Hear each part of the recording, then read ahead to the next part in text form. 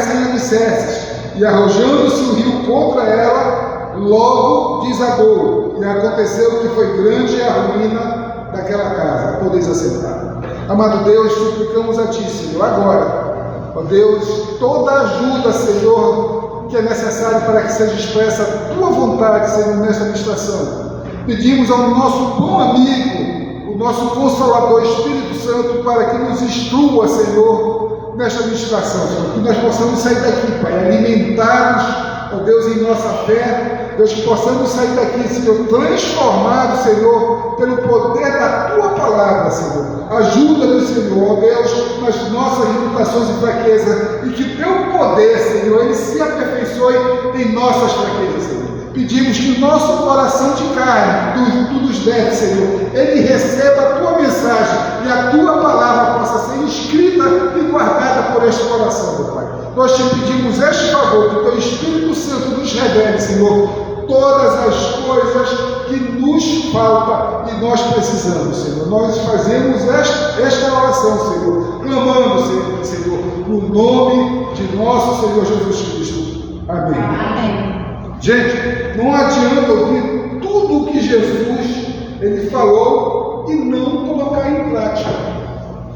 Quando você recebe ensinamentos que vêm de Deus, que Jesus ele começou a ensinar no seu ministério e não pratica, não vai adiantar nada. O seu coração ainda vai permanecer como um coração de pedra, e aquele coração de carne que está à sua disposição, você não pode desfrutar dele. Nós temos que obedecer ao Evangelho, aos ensinamentos de Cristo Jesus em todas as coisas, porque o propósito de Deus para nossas vidas é obediência. Nós temos que viver sempre procurando obedecer Deus em todas as coisas. Esse texto que nós lemos agora fala de um homem que a gente pode até dizer que ele é um homem prudente e sábio, porque ele preferiu construir a sua casa fazendo primeiramente o quê? Ele cavou uma vala profunda e ali fez o alicerce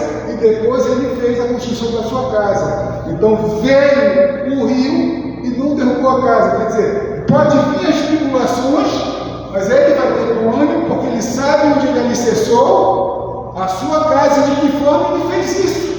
Certo? E a Bíblia nos diz que no mundo nós teremos sim aflições, mas a Bíblia, através do ensino de Jesus Cristo, nos diz que nós devemos ter o quê? Bom ânimo. Por que nós vamos ter bom ânimo? Porque nós estamos alicerçando a nossa casa, ou seja, a nossa vida em boa rocha, em bom terreno, fazendo uma consolidação daquilo que diz as Escrituras. Amém? Enquanto isso, nós podemos comparar com outro homem que de maneira tola, de maneira desapropriada, construiu a casa. Quando veio a água do rio, pegou, bateu naquela casa, a casa caiu. O que quer dizer a Bíblia aí? Que quando a pessoa constrói errado, um dia a casa cai. Então que nós possamos ser construtores que possuem a identidade de Jesus Cristo, construindo a nossa casa de maneira correta, porque vai vir a adversidade, vai, mas a nossa casa ela não vai cair. Mas para que isso aconteça, para que essa construção ela seja bem sucedida, é preciso sim que nós andemos em obediência. Vocês estão entendendo? Porque quando andamos em desobediência, nós estamos sendo segundo aquele, nós estamos fazendo as coisas segundo aquele segundo homem que construiu a casa de maneira errada. Nós vimos aqui, há 2 ministrações, eu acho, atrás, eu trouxe também um tema sobre obediência. Nós vimos que a fé, ela tem a sua confissão, né? Ela tem a sua visão e ela tem que apresentar obras. Isso tem que ter um fruto na fé. Agora também vamos ver, além da fé, tá? Que nos leva a receber o favor merecido de Deus, que é a graça, essa fé, ela nos leva para a salvação, porque nós reconhecemos, nos arrependemos primeiro, confessamos a Jesus. Mas a salvação depende do reconhecimento do senhorio de Cristo na vida de cada um de nós. Nós precisamos reconhecer que Jesus, ele morreu, ele praticou tudo aquilo que levou ele para aquela crucificação, tudo isso em obediência a Deus, e ele morreu em substituição a cada um de nós, como se diz, em sacrifício vicário. Jesus, ele nos substituiu naquela cruz do Calvário. Quem era para estar pregado ali não era ele, era todo ser humano que vivia em desobediência a Deus. O ser humano, ele não conseguia suportar o que Jesus Cristo suportou. O ser humano, até porque andava em desobediência a Deus, por conta da sua natureza caída, a sua natureza adâmica. Olha o que diz em Romanos, no capítulo 10, do versículo 9 a 10. Fala assim a palavra de Deus: se com a tua boca confessares, essa é a confissão da fé, Jesus como Senhor. Se com a tua boca confessarás a Cristo como Senhor, então você tem a necessidade, tem o dever de reconhecer que Ele é o seu senhorio, Ele é o seu Senhor, você está debaixo da autoridade de Cristo, Ele é seu dono. E em teu coração creres que o Deus ressuscitou dentre os mortos, serás salvo. Porque com o coração se crê para a justiça, e com a boca se confessa a respeito da salvação. Se é com a confissão, no reconhecimento de que Jesus, ele é o Senhor, você está reconhecendo, está dizendo: Deus, eu reconheço o senhorio de Cristo na minha vida. Ah, meu Senhor, eu reconheço que Cristo é o meu Senhor. Mas lá em cima você estava vendo Cristo dizer: por que me chamar de Senhor, Senhor, se não praticas aquilo que vos ordeno? Então, a gente começa a pensar: como é que eu vou chamar Jesus Cristo de meu Senhor, se eu não tenho obedecido aquilo que Ele tem me ordenado? Então você não está reconhecendo o senhorio que Ele exerce na sua vida. Tá? Pontualmente, Jesus, ele nos cobra obediência sempre. Agora nós vamos ver outro texto na Bíblia, que a palavra de Deus diz que fé com obras gera e apresenta obediência. A sua fé, meu irmão, minha irmã, não é só para que você seja salvo. Tá? Nós temos o início, o meio e o fim. O início é a fé que te leva à salvação. O meio é como você vai viver essa vida depois que confessou a Cristo e reconheceu o seu Senhor na sua vida. Tá? Você tem que andar nesse meio para alcançar o final, que é a vida eterna. Você tem que andar em obediência. Em Hebreus capítulo 11, versículo 8, fala assim: pela fé, Abraão, quando chamado, obedeceu a fim de ir para um lugar que devia receber por herança, e partiu sem saber aonde ia. Ele obedeceu por quê? Abraão obedeceu por conta do quê, na verdade? Por conta da fé. Ele se tornou obediente. Então nós tivemos fé para passarmos para aquela porta, nos tornarmos salvos, mas temos que ter fé também apresentando nesse meio a obediência. Porque se você não apresenta obediência, isso vai caracterizar que você só teve fé para ser salvo, não para continuar o trajeto, o restante do caminho até chegar no final e a vida eterna. Nós vamos ver dois tipos de obediência que tem levado muitos cristãos a viverem de maneira errada em obediência a Deus. O primeiro, a gente pode dizer que obediência aparente é pecado. Que obediência é essa? Aquela que você demonstra estar obedecendo, mas na verdade não está obedecendo. Em Mateus, no capítulo 21, do versículo 28 ao 32, fala assim: e que vos parece? Um homem tinha 2 filhos. Chegando-se ao primeiro, disse: filho, vai hoje trabalhar na vinha. Ele respondeu: sim, senhor, porém não foi. Dirigindo-se ao segundo, disse-lhe a mesma coisa, mas este respondeu: não quero. mas depois, arrependido, foi. Qual dos dois fez a vontade do Pai? Disseram, o segundo. Declarou-lhes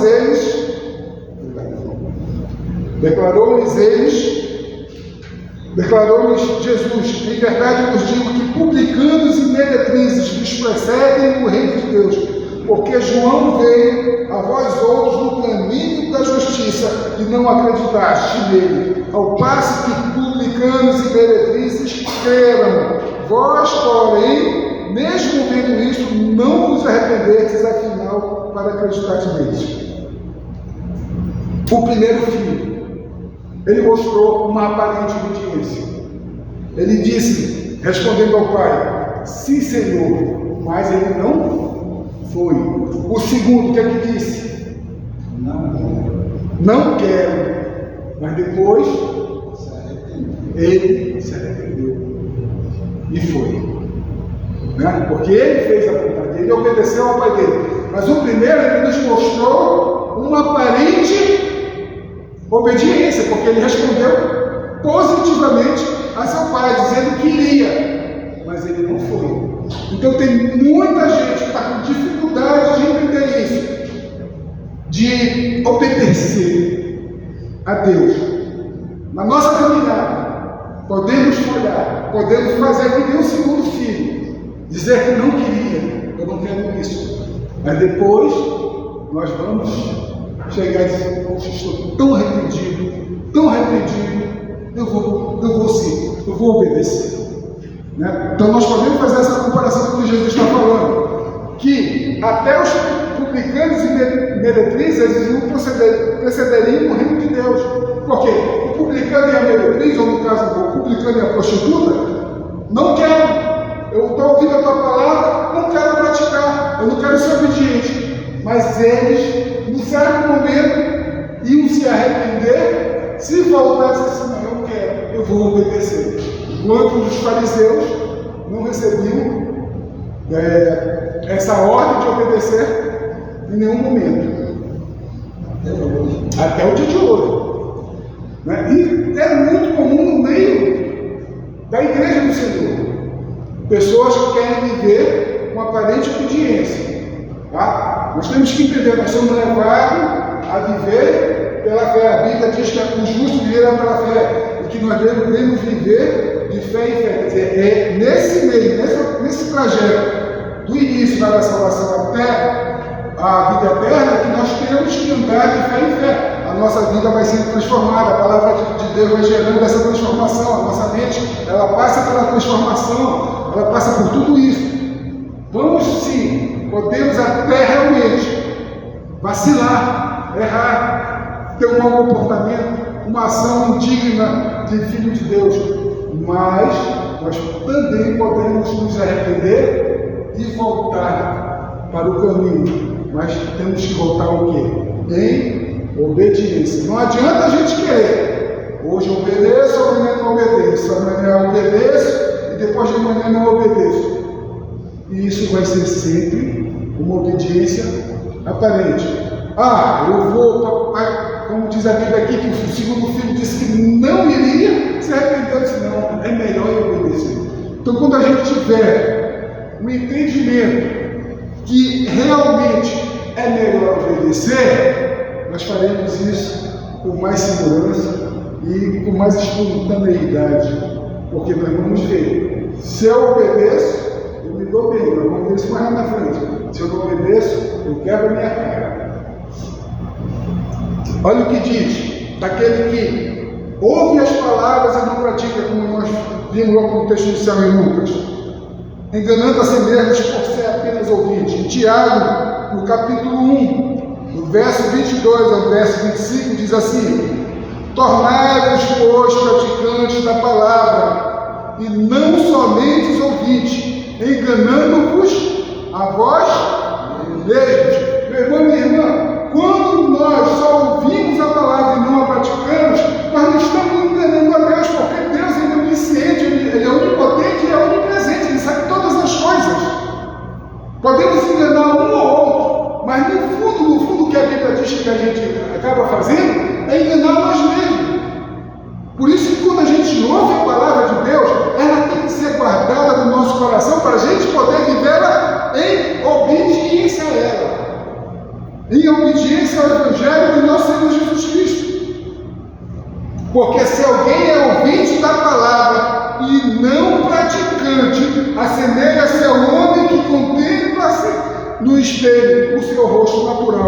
pois assim mesmo se contempla e se retira, e para logo se esquece de como era a sua aparência.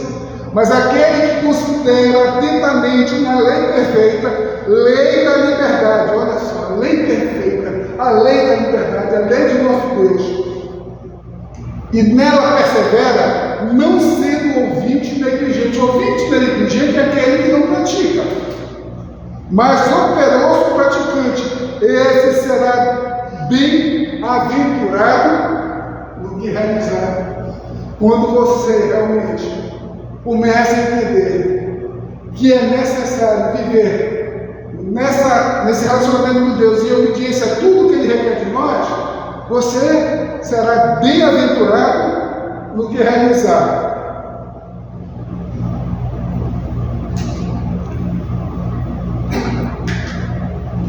Muitas pessoas acham que obedecer ao Evangelho é uma coisa penosa, é uma coisa difícil.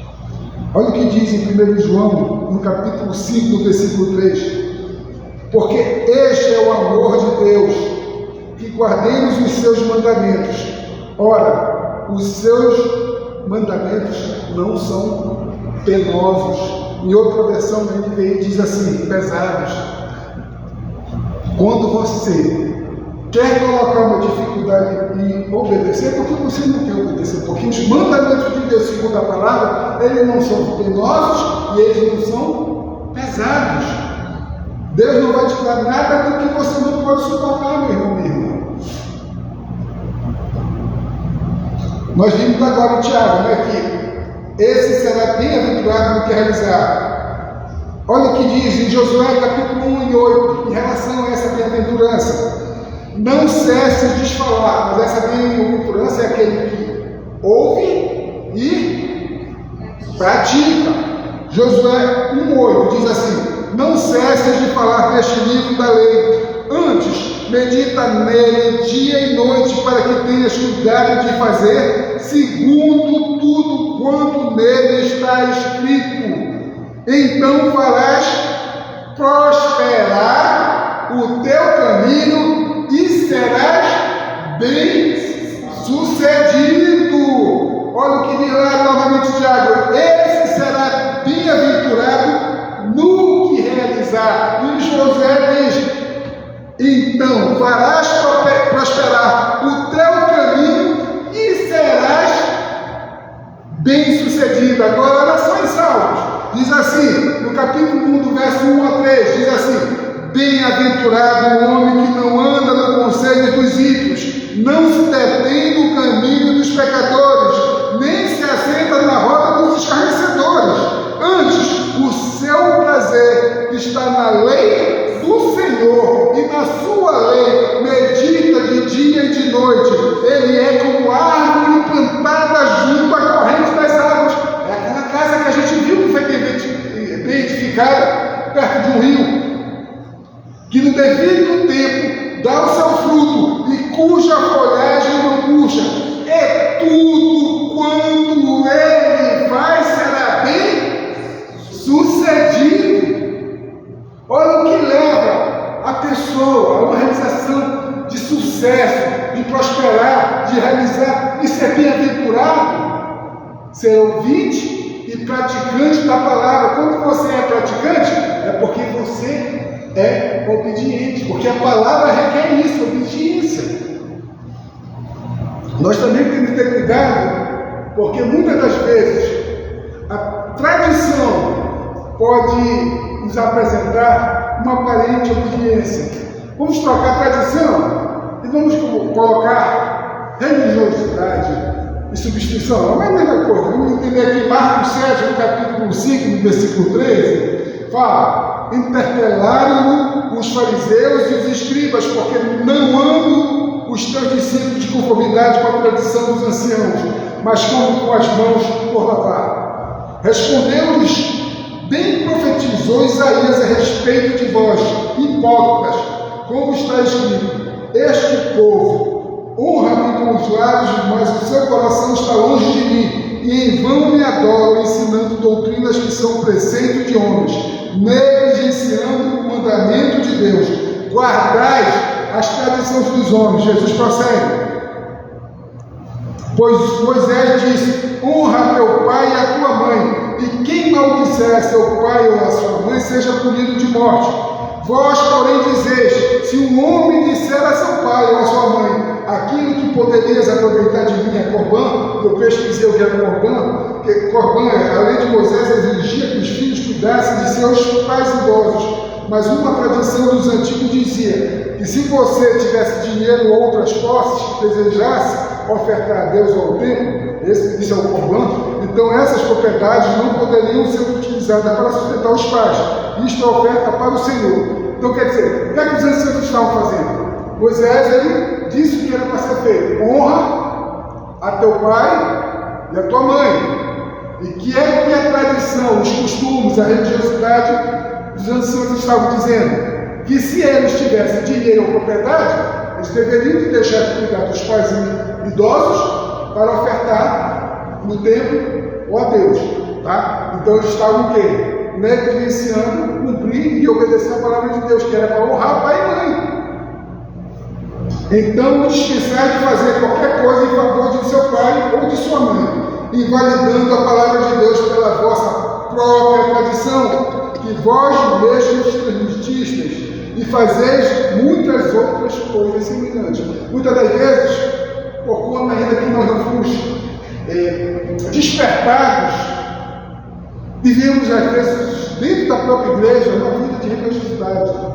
Não posso fazer isso, mas posso fazer aquilo, mas porque é uma tradição, é um costume. Às vezes a gente não obedece a Deus por conta dessa tradição e dessa religiosidade que às vezes lá atrás nos foi implementada e a gente deixou de observar o que realmente a palavra de Deus nos diz para fazer. Né? Então essas pessoas, elas estavam o quê? Deixando de cumprir o que está escrito na palavra, onde Moisés dizia que era necessário honrar pai e mãe, porque este é o primeiro mandamento com promessa.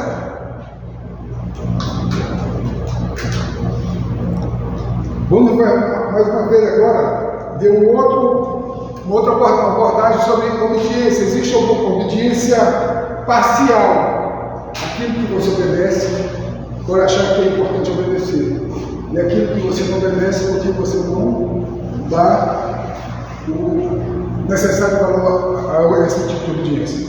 Obediência parcial é desobediência para Deus, portanto, ela é pecado. Em 1 Samuel, eu vou falar sobre o rei Saul agora. Em 1 Samuel, no capítulo 13, do versículo 8 ao versículo 14, nos fala a palavra do Senhor. Esperou Saul 7 dias, segundo o prazo determinado. Samuel tinha dito para que Esaú aguardasse durante 7 dias e esperasse ele chegar, tá? E não tivesse nenhuma ação. Esperou Saul 7 dias, segundo o prazo determinado por Samuel. Não vinda, porém, Samuel a Gilgal, o povo se foi espalhando dali. Então disse Saul: trazei-me aqui o holocausto e ofertas pacíficas. E ofereceu o holocausto. Mal acabara ele de oferecer o holocausto, eis que chega Samuel. Saul lhe saiu ao encontro para o saudar. Samuel perguntou: o que fizeste?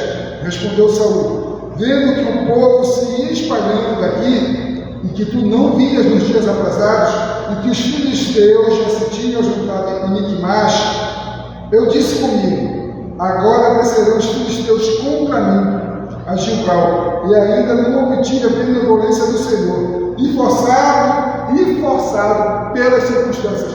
Muitas das vezes, gente, as circunstâncias, elas nos oprimem, elas nos enfrentam, e nós, por conta disso, preferimos desobedecer a Deus do que continuar obedientes a Deus. Às vezes as circunstâncias, elas querem nos impor o que Satanás quer que a gente faça, que vive de desobediência. Ofereceu holocausto. Então disse Samuel a Saul: procedeste neciamente em não guardar o mandamento que o Senhor teu Deus te ordenou, pois teria agora o Senhor confirmado o teu reino sobre Israel para sempre.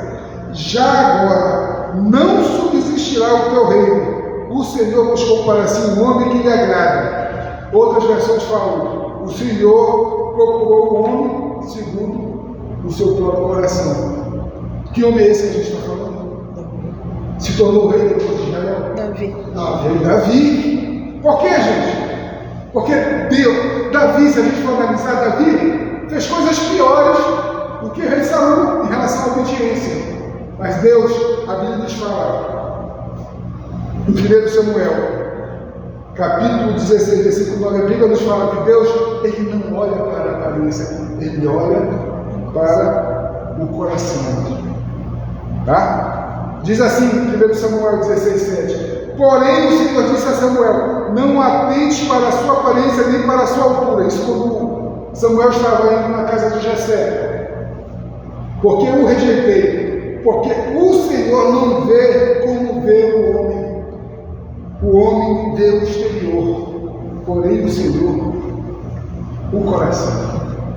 A gente sabe que Deus, a palavra diz isso, Ele sonda os nossos corações. Ele sabe que o rei Davi tinha um coração, por mais que ele falhasse nas suas atitudes, mas ele tinha um coração que o levava a estar contrito, a estar arrependido. Saul, nos erros que teve, nas desobediências que praticou, ele não mostrava esse mesmo coração. Ele nunca, a Bíblia nos fala que ele não se voltou arrependido para Deus: errei, pequei, e eu quero isso e quero me ajeitar contigo. Não importava. O que Saul preservava era o que os seus anciões, o povo, a preocupação de Saul era essa.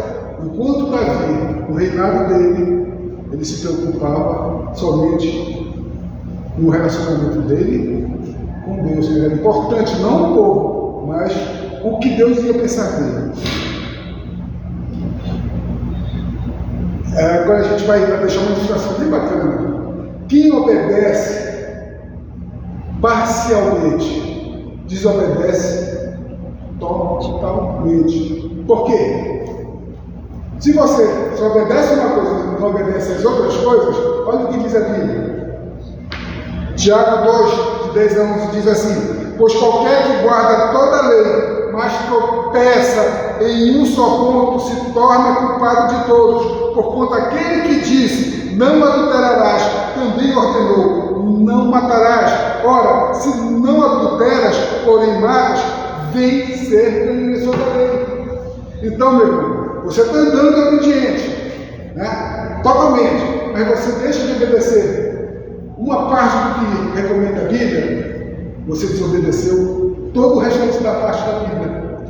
Porque aquele que está ordenando: não adulterarás, também ordenou: não matarás. Então, se você matou, você juntamente com matou, você adulterou, você adorou a outros deuses, sabe? Você roubou, você não adorou a Deus. Então, quando você se vê culpado pela desobediência, tudo aquilo que você obedeceu caiu por terra. Você desobedeceu a obra toda, o conjunto todo da obra. Amém?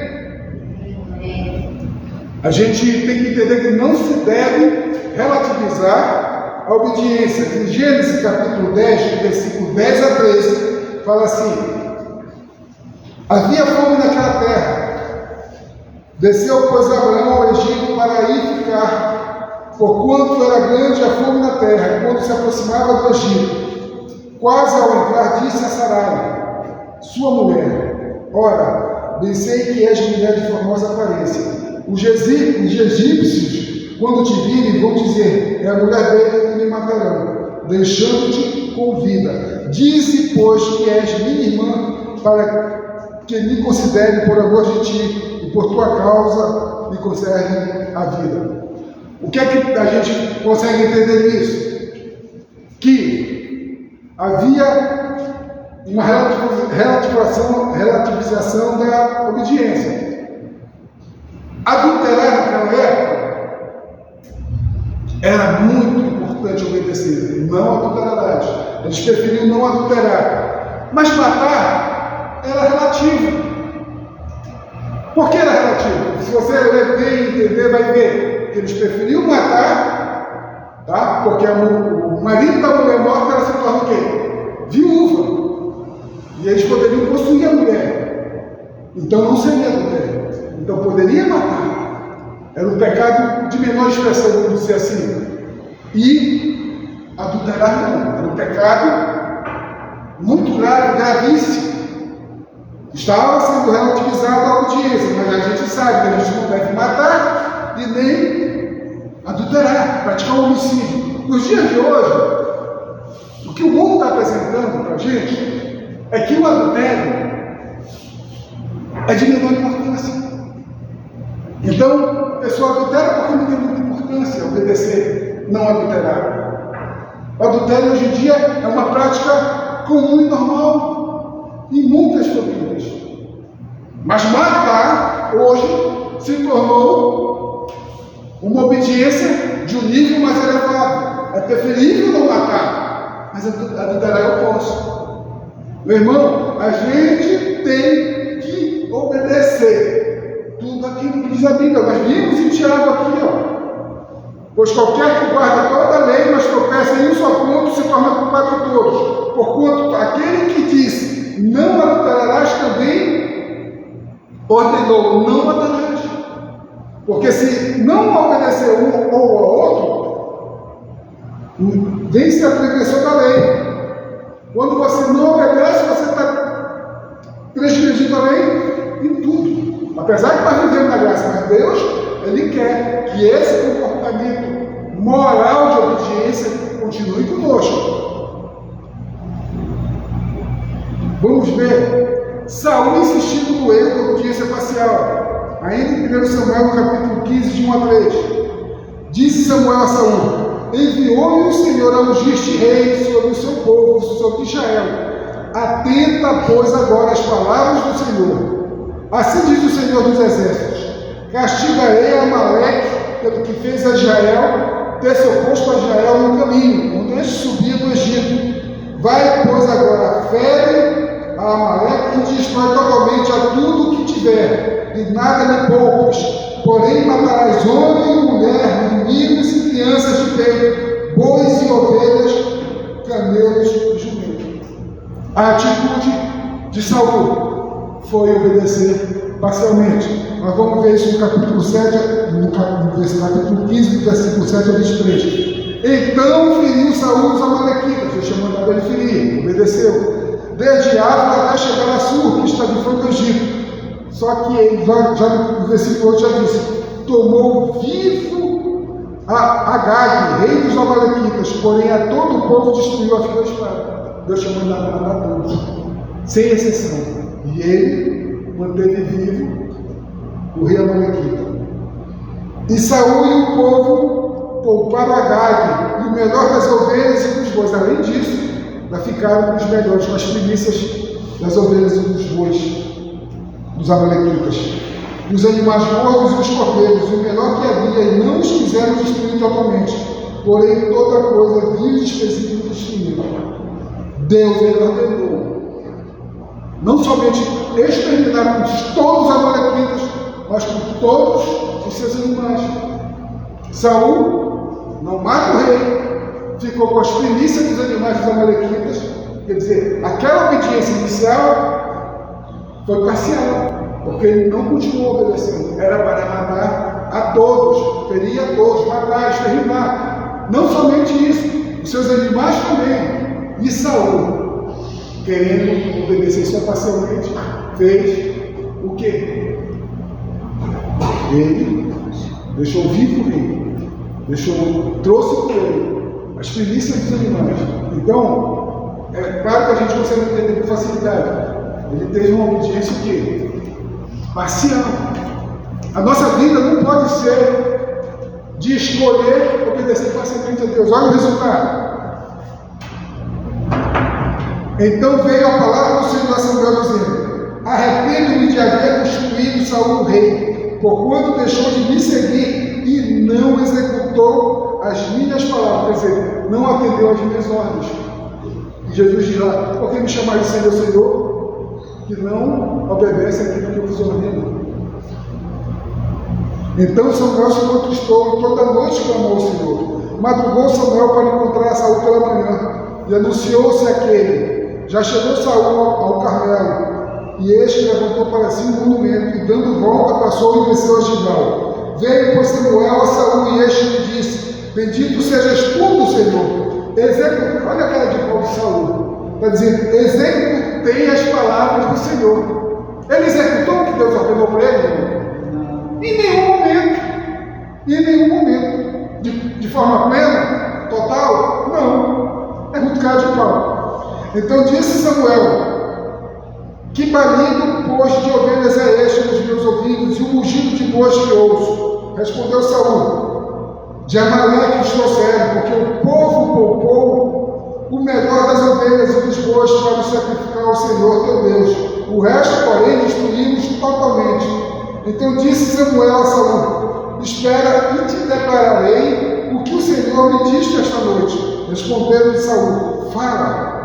Prosseguiu Samuel: porventura, sendo tu pequeno aos teus olhos, não foste por cabeça das tribos de Israel, e não te ungiu o Senhor rei sobre ele? Enviou-te o Senhor a este caminho e disse: vai e destrói totalmente estes pecadores, os amalequitas, e peleja contra eles até exterminá-los. Porque, pois, não atentaste à voz do Senhor, mas te lançaste ao despojo e fizeste o que era mal aos olhos do Senhor. Meu irmão, minha irmã, quando não cumprimos a obediência ao Senhor, nós fazemos o que é mal perante os olhos de Deus. Então disse Saul a Samuel: pelo contrário, dei ouvidos à voz do Senhor, e segui o caminho pelo qual o Senhor me enviou, e trouxe a Agag, rei de Amaleque, e os amalequitas os destruí totalmente. Ele ainda continua insistindo, tentando se justificar. Geralmente, quando a pessoa tem obediência parcial, ela sempre vai querer encontrar um meio para justificar essa obediência parcial. É o que Saul estava fazendo nesse momento. Mas o povo tomou do despojo. O povo. Mas quem era o rei? Era Saul. E ele está colocando a culpa em quem? No povo. Onde nós estamos aqui. Mas o povo tomou do despojo ovelhas e bois, o melhor do designado à destruição, para oferecer ao Senhor teu Deus. Olha só. Aquilo tudo estava. Os animais estavam sendo todos destinados à destruição. Mas eles pegaram o melhor, né? As primícias dos animais. Para quê? Para prestar holocaustos e sacrifícios a Deus. Deus vai aceitar um holocausto desse? Vai aceitar um sacrifício desse? Claro que não. Está expressando desobediência às ordens dele. Porém, Samuel disse: tem porventura o Senhor tanto prazer em holocaustos e sacrifícios, quanto em que se obedeça a sua palavra? Vamos entender isso aqui. O obedecer é melhor do que sacrificar. E o atender melhor do que gordura de carneiros. Você prefere obedecer ou sacrificar? Eu prefiro obedecer. A Bíblia está dizendo também não. Amém? Porque a rebelião é como o pecado de feitiçaria, e a obstinação é como a idolatria. Olha só. Porque a rebelião. O que é rebelião? Desobediência. Tá? É como o pecado. Então, rebelião, desobediência, mesmo sendo parcial, é pecado. Não adianta. Eu vou viver aqui, eu não vou enganar minha esposa, eu não vou matar. Mas a dele está com a bolsa cheia de dinheiro, pega um pouquinho para dele. Eu obedeci parcialmente, não foi? Não matei, não traí minha esposa, mas o que foi que eu fiz? Eu roubei.